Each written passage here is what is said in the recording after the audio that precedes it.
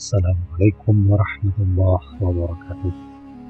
Alhamdulillahilladzi salatu wassalaman ala rasulillah wa la nabiyya ba'dah. Asyhadu an la ilaha illallah wa asyhadu anna Muhammadan abduhu wa rasuluh. Allahumma salli ala sayyidina Muhammad wa ala alihi sayyidina Muhammad. Amma ba'd. Sahabat risalah Islam yang dirahmati oleh Allah Subhanahu wa Ta'ala. Pada kesempatan ini kita akan mencoba menceritakan tentang lanjutan kisah daripada Imam Syafi'i radhiyallahu anhu ketika beliau menuntut ilmu ke Madinah.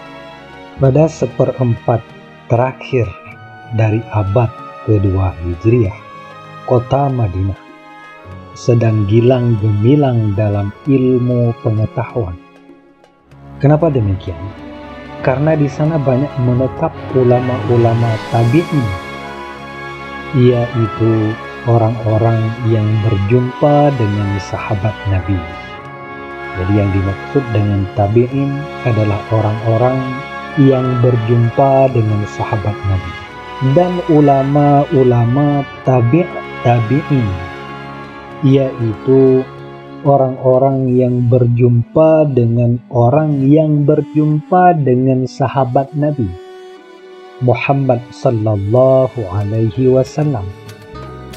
Di tengah-tengah ulama-ulama yang banyak itu ada seorang yang sangat menonjol, yang menjadi bintangnya, yaitu seorang ulama yang terkenal dengan julukannya Imam Darul Hijrah, yaitu imam negeri tempat Nabi Muhammad sallallahu alaihi wasallam berpindah, yaitu nama beliau Imam Malik bin Anas.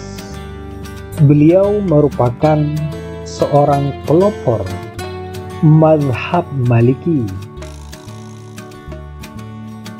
Imam Malik bin Anas lahir tahun 93 Hijriah, yaitu 57 tahun lebih tua dari Imam Syafi'i rahimahullahu ta'ala, dan wafat pada tahun 179 Hijriah, 25 tahun terdahulu dari Imam Syafi'i rahimahullahu ta'ala.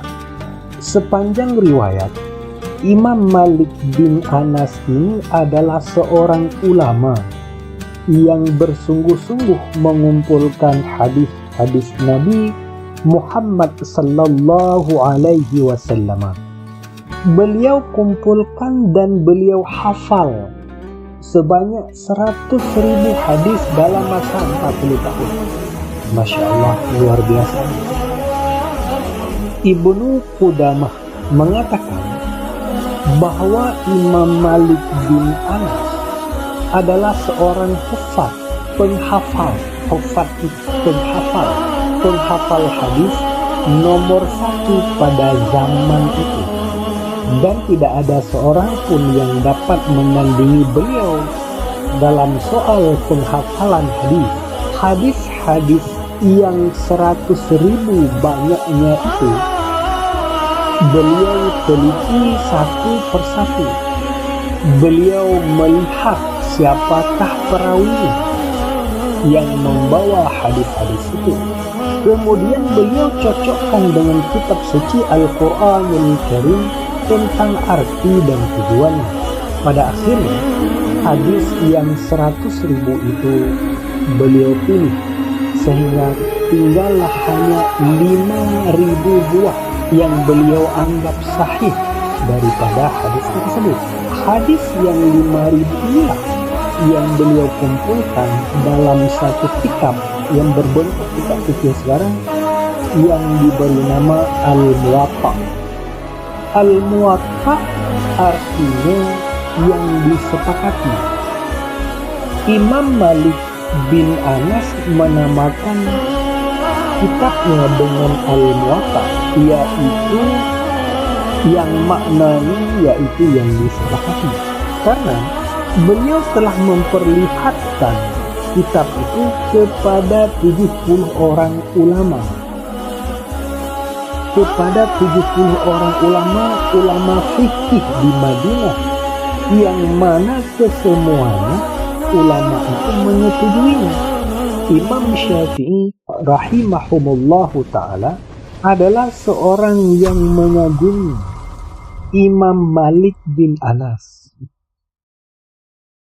dan pula seorang yang mengasihi kitab Al-Muwatta, sehingga kitab itu dihafal oleh Imam Asy-Syafi'i rahimahullahu ta'ala di luar kepala pada ketika beliau masih berumur 10 tahun. Jadi beliau Imam Asy-Syafi'i telah mengkhatamkan hafalan kitab Al-Muwatta pada umur 10 tahun. Sungguh pun kitab Al-Muwatta sudah dihafal di luar kepala, tetapi keinginan daripada Imam Syafi'i rahimahullahu ta'ala untuk datang kepada pengarangnya makin berkobar. Artinya keinginan daripada Imam Syafi'i untuk menemui Imam Malik bin Anas ini luar biasa. Beliau berkeinginan untuk menemui Imam Malik. Beliau ingin mengambil ilmu dari Imam Malik dari mulut ke mulut, yakni berhadapan, atau istilahnya sekarang itu adalah dengan talaqi. Maka beliau minta izin kepada gurunya, Muslim bin Khalid Al-Zandi, untuk pergi ke Madinah menjumpai Imam Malik dan belajar kepada beliau. Kemudian Imam Syafi'i rahimahullahu ta'ala berangkat ke Madinah pada tahun 170 Hijriah dengan menumpang kendaraan unta. 8 hari 8 malam lamanya beliau melakukan perjalanan, dan beliau membawa sepucuk surat dari gurunya, yaitu Muslim bin Khalid, yang ditujukan kepada Imam Malik bin Anas. Selain itu, Imam Syafi'i rahimahullah ta'ala juga membawa surat daripada wali Mekkah. Jadi kalau sekarang itu semacam gubernur. Jadi surat dari wali Mekkah ini ditujukan kepada wali Madinah, di mana wali Mekkah minta agar kiranya wali kota Madinah itu memperkenalkan Imam Syafi'i rahimahullahu ta'ala kepada Imam Malik bin Anas. Selama 8 hari 8 malam perjalanan antara Mekkah dan Madinah dengan unta, Imam Syafi'i rahimahullahu ta'ala membaca Al-Quran sebanyak 16 kali khatam, dengan menamatkan sekhatam pada waktu siang dan sekhatam pada waktu malam. Sahabat Risalah Islam yang dirahmati oleh Allah Subhanahu wa ta'ala, sesampainya Imam Syafi'i rahimahullahu ta'ala di Madinah, beliau langsung menemui Imam Malik bersama-sama dengan wali kota Madinah pada saat itu. Imam Malik setelah menerima surat dari wali Mekkah yang dialamatkan kepadanya, kemudian Imam Malik mengatakan, Subhanallah. Kemudian seraya berkata, Imam Malik, kok menuntut ilmu Rasulullah SAW kayak perantara? Wali kota Madinah itu mempersilahkan Imam Syafi'i itu berkata-kata. Kemudian Imam Syafi'i mengatakan, mudah-mudahan Tuan dikurniai Allah Subhanahu wa Ta'ala. Kata Imam Syafi'i rahimahullahu ta'ala, saya ini dari kaum Muthalib, datang kemari dari Mekah untuk menuntut ilmu dari Tuan Guru. Karena saya sudah lama mendengar nama Tuan Guru dan sudah lama mengetahui ilmu Tuan Guru. Tetapi sekarang hendak mendengar dengan telinga sendiri pengajian-pengajian dari Tuan Guru. Sesudah Imam Malik bin Anas memperhatikan Imam Syafi'i seketika itu, lalu beliau berkata, siapa namamu? Kata Imam Malik. Imam Syafi'i menjawab, Muhammad bin Idris. Kemudian Imam Malik mengatakan, hai Muhammad, bertakwalah kepada Tuhan dan jauhi sekalian kedurhakaan. Saya melihat padamu akan terjadi apa-apa. Baiklah, kata Imam Malik, besok datanglah lagi dan akan saya suruh orang membacakan Al-Muwatta kepadamu.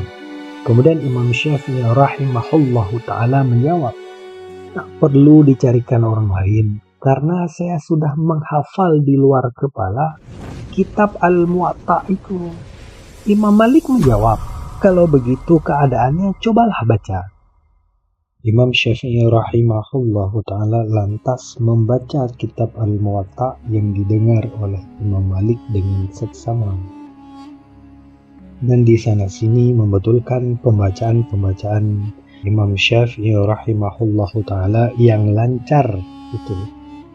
Sesungguhnya Imam Malik sangat kagum melihat pemuda ini karena masih dalam usia muda, remaja, sudah mendalam ilmunya, sudah mahir dalam arti ayat-ayat suci dan hadis-hadis Nabi Muhammad sallallahu alaihi wasallam. Dan Imam Syafi'i rahimahullahu ta'ala juga menguasai kaidah-kaidah bahasa Arab.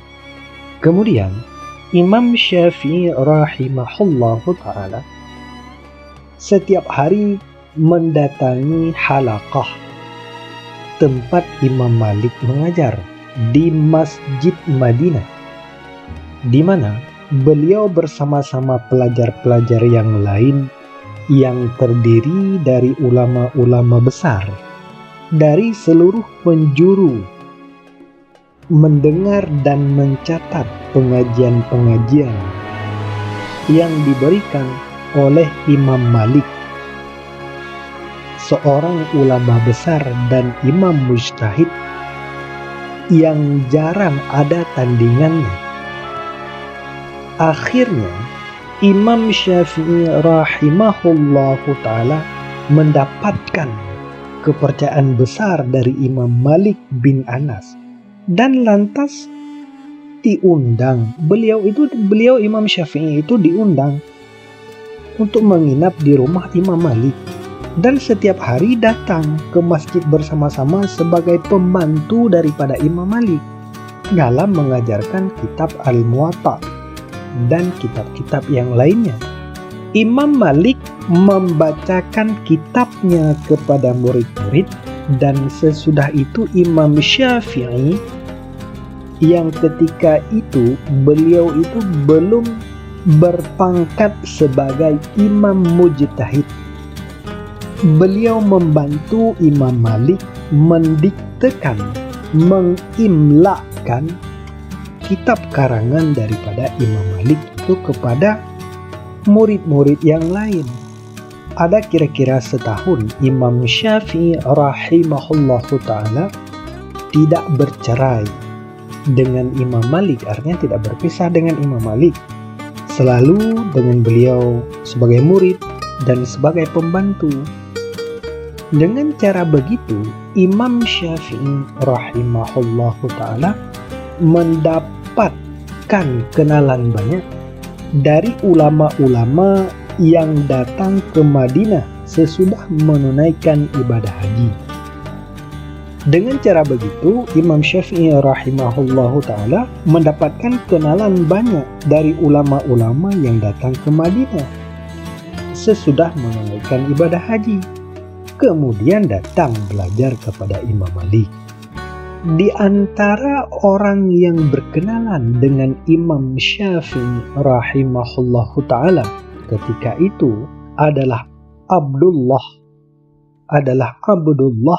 bin Al-Hakam dari Mesir, Kairo, yang kemudian di waktu Imam Syafi'i rahimahullahu ta'ala datang ke Mesir, beliau itu berkunjung ke rumah Abdullah bin Al-Hakam.